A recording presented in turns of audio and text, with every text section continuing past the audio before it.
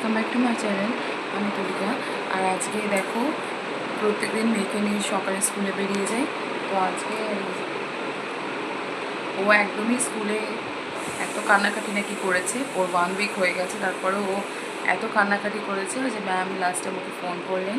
Phone করে বললেন যে বাচ্চা তো বেশি কান্নাকাটি করানো যায় না, তো সুতরাং আপনি একটা কাজ করুন, আপনি যেই টাইমে আসে তার 1 ঘন্টা বাদে আসুন।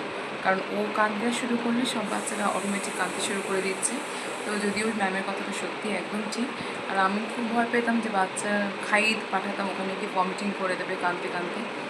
তো ঠিক আছে, চলো, ওকে খাওয়ানো দাওয়ানো সবই রেডি, কিন্তু ও স্কুল যাবে না। মানে ও জানে ও স্কুল যাবে না, তো এটা জানে না আমরা একটু পরে ওকে নিয়ে যাব।